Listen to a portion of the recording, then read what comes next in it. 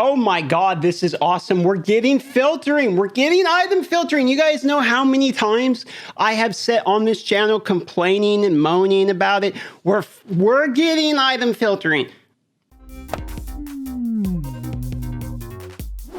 Do you know what this means? I can actually find gear. You can actually find gear. So we don't know when this is coming out. This is a teaser they showed us.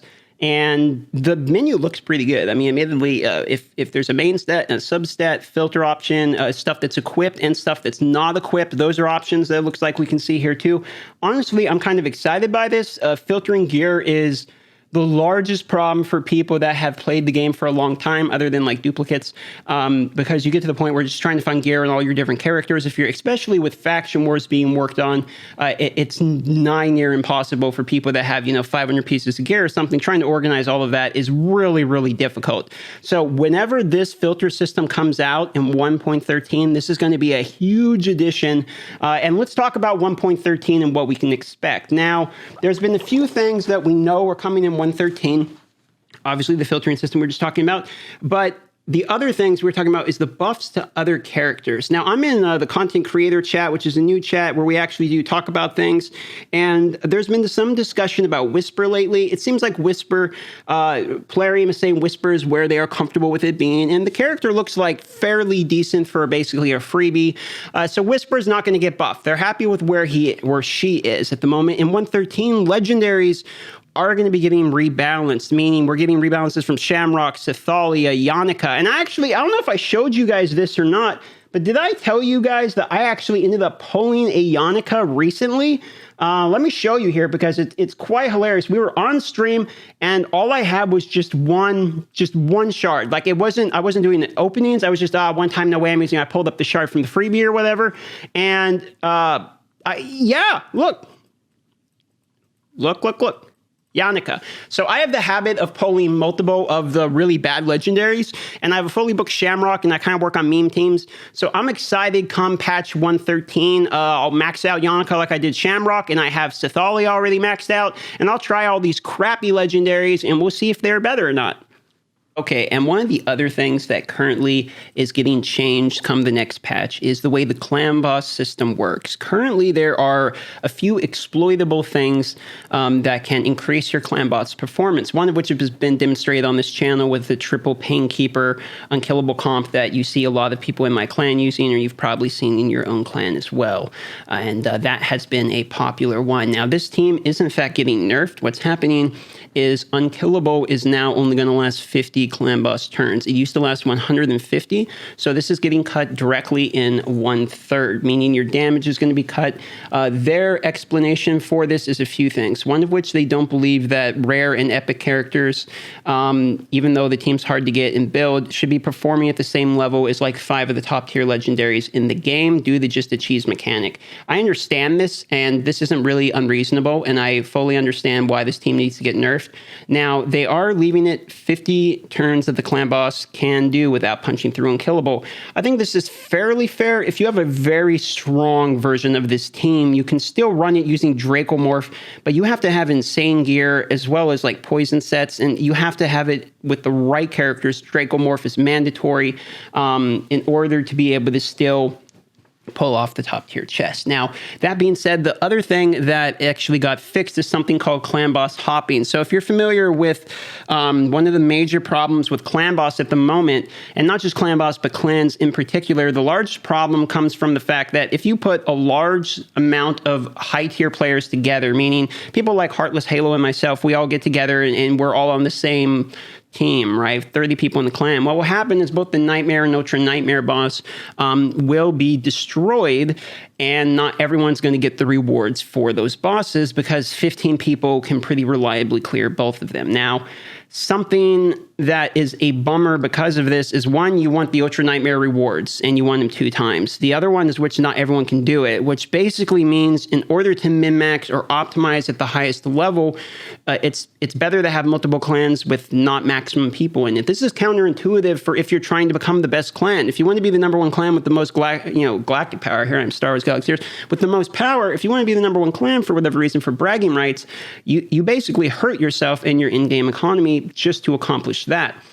What's interesting is Platinum Arena is actually the same thing. If you want to be number one in Platinum Arena, you spend more in resources to become number one in Platinum Arena than you will ever get back from being number one in Platinum. The only thing you get back is the medals, which you can grind and go for anyway. So this game kind of has, at the end game, some fundamental problems that come with hardcore players. Basically, the in-game is not there developed for the in-game players. It's developed to get you to the in-game. Then once you're there, unfortunately, your roster does not pay you back. And so this is where some frustration has come from players. And because of that, something that has come out of this is something called clan hopping, which is essentially, let's say you do the Nightmare, you do your 41 million, 39 million or whatever, you go over here, you do your 70 million, you get both chests. As soon as you've done both the damage, you finish up the bosses, you leave the clan, you go to the next one, and you just keep nuking down these bosses. People are doing up to 30 clans a day, which means, you could get 5 sacred shards in a day or so, and at the end of the month, you could be opening 100 sacred shards or something ridiculous. And granted, you have to spend money on the gems to get clan boss keys, so it's not entirely free, but it is a abusable mechanic when it comes to terms of the rewards that, one, not everyone's aware is a mechanic that works, and two, is kind of an obviously exploitable thing. You have to set up the clans, and you guys are familiar with, if you guys are Star Wars Galaxy of Heroes playing Merking from Star Wars Galaxy of Heroes, where you go to another guild and attack it, and they ended up capping the rewards for 2 clans. That's basically what they're doing here. They're making it where you can only really receive the rewards per clan. And I think clan boss hopping I think everyone kind of is on the same page that probably needs to be fixed. I don't do it. I know Brad doesn't do it. Stu doesn't do it. People in the content creator sector don't abuse this, but it's not necessarily something that would have been immoral for you to do. It was a fundamental mechanic in the game that is now being changed for the in-game player. So there has been some discussion on the inside side, essentially where, and I'll say this without, getting too much into private information, but essentially the argument between people who don't like this change is that one player will lose a lot of money from people spending clan boss keys, to continue abusing this mechanic, and the other one is that they're nerfing mechanics like unkillable and multiple clan boss chests within a day, while at the same time not fixing those innate problems that make people have to do those things in the first place. And so that currently is one of the conversations on the inside where we're saying, hey, in order to receive positive feedback from the community, what you need to do is fix things that bother the community first, and then fix the things that bother you. I'm in the middle on this. I think, one, unkillable and clan boss hopping are something that were not in the spirit of the game and should probably be removed for the overall health of the game, even though it's a bummer for the people that use that. I understand that. I use unkillable, and I've taken all of my gear off my clan boss people to put on my arena teams and stuff because I use unkillable now. So this nerf is going to hit me heavily, but I do understand it's better for the health of the game overall. I think the conversation now is going to probably be negative when 113 comes out, because the people who are using the unkillable that I've demonstrated, and the ones that like Stu Gaming and J-Gigs have demonstrated, for instance, those people are going to be nerfed and angry. And then people who are on the high tier, very vocal, the more elite players, whatever you want to call them, people that really care, those people are going to be angry too, because clan boss hopping is being taken away from them. So we're going to see a negative swing, in my opinion, in some of the more vocal places like Reddit and the Discord from hardcore players. However, I do believe this next patch is going to be a very healthy patch for new blood. I think that that's a major problem in this game, is that new blood comes in, and we need the game to be healthy for when them to come in. So I'm perfectly okay with these changes going forward. I think these are healthy for the game. So that's just my opinion. I want to know when 113 comes out. We all want to know. They haven't given us an ETA on this. It sounds sooner rather than later, and I am very excited for this patch, because I think we're going to have a large amount of things that are going to help us out, and at least I have hope. This is the most optimistic I've been in a while, strictly because I see this item filtering, and they've been shooting themselves in the foot by basically having no communication at all. I don't know if they're just getting started on the item filtering, and so they're like, here, put something out so that people will know we're working on it. If that's the case, thank you for being communicating. But if they've been working on this a while or something, we had no idea. Like, sometimes the communication is kind of hard. So I think we're getting better on that with these teases, I think.